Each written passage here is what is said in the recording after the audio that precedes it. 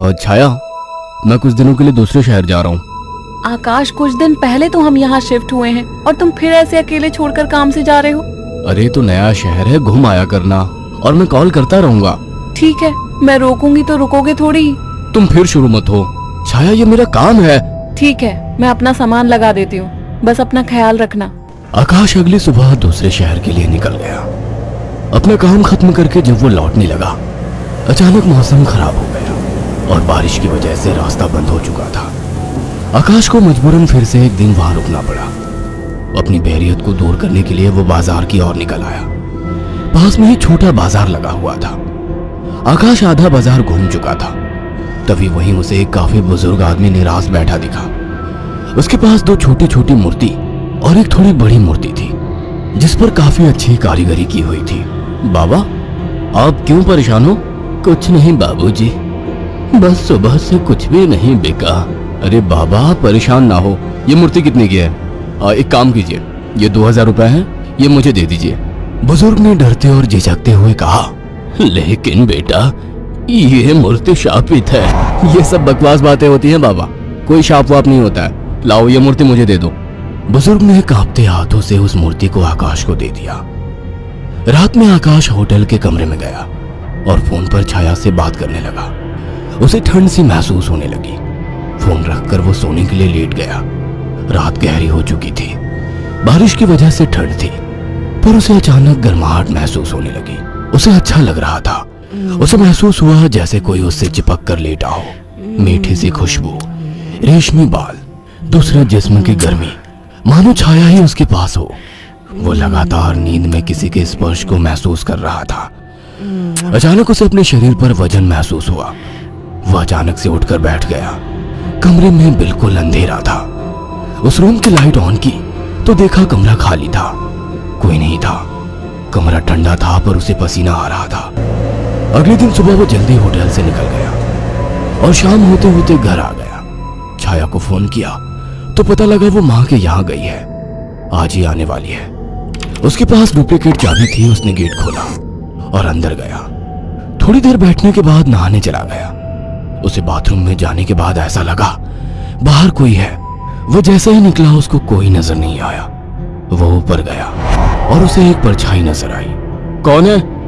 छाया, मजाक मत करो, मुझे ऐसा मजाक पसंद नहीं है।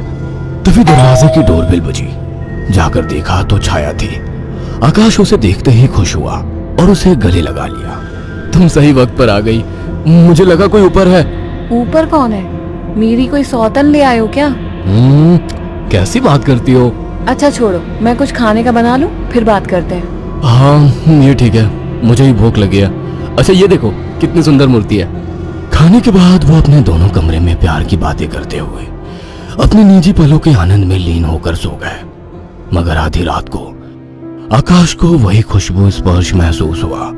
उसे लगा छाया को आज ज्यादा ही प्यार आ रहा है और वो जो कर रही है करने दूं। छाया इस बार काफी उत्तेजित लग रही थी। आकाश को भी आनंद आ रहा था। अंधेरे में छाया ने आकाश के सारे कपड़े उतार दिए और पागलों की तरह उसके जिस्म को चूमने लगी। आकाश भी पूरी तरह से उत्तेजित हो गया था।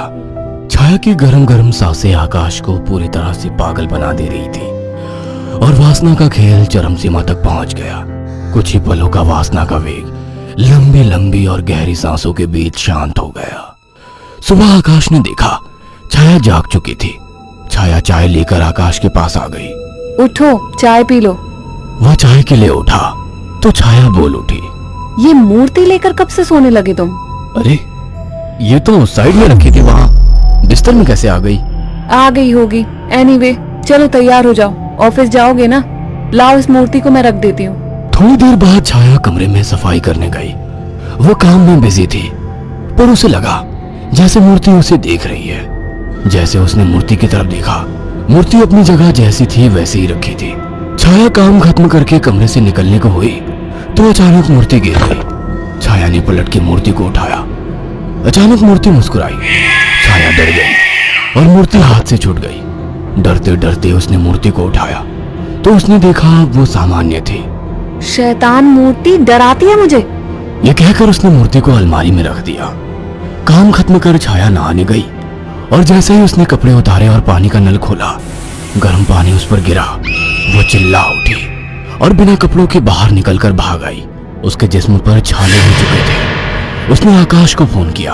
आकाश तुरंत चला आया और उसको अस्पताल ले गया। आकाश ने ऑफिस से कुछ दिन की छुट्टी ले ली। छाया, ये सब कैसे हुआ? पता नहीं, नल से गर्म पानी अचानक निकला। मुझे सब अजीब सा लग रहा है, मानो मुझे कोई देख रहा हो। तुम आराम करो, मैं कुछ खाने को लेकर आता हूँ। छाया लेटी हुई थी। अचानक उसने ध्यान दिया, मूर्ति उसकी ही तरफ घूर रही थी। अचानक उसे याद आया कि मूर्ति को तो उसने अलमारी में रख दिया था। अचानक वो मूर्ति हिलने लगी। छाया चीख उठी।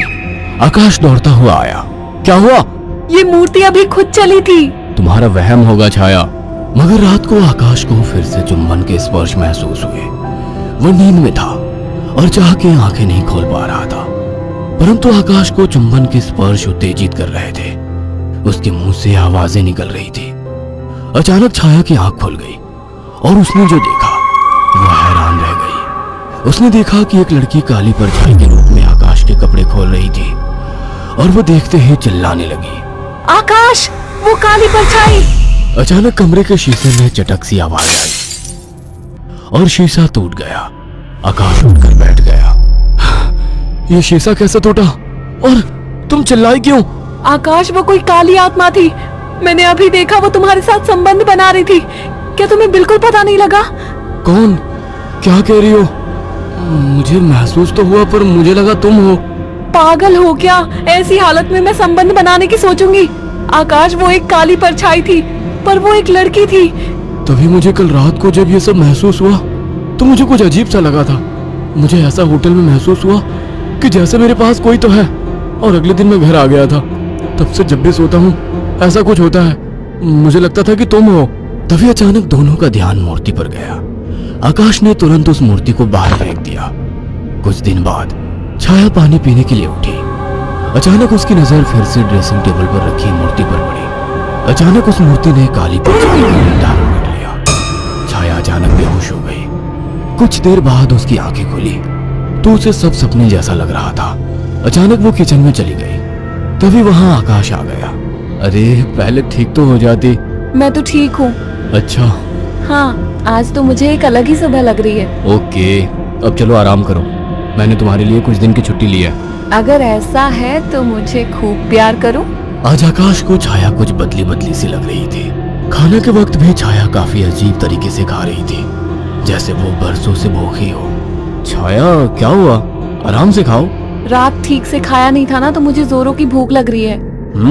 वैसे आज मीट बना काफी अच्छा है। गांव में अम्मा ने सिखाया था। अम्मा ने? कौन सी अम्मा ने? तुम तो कभी गांव गई ही नहीं।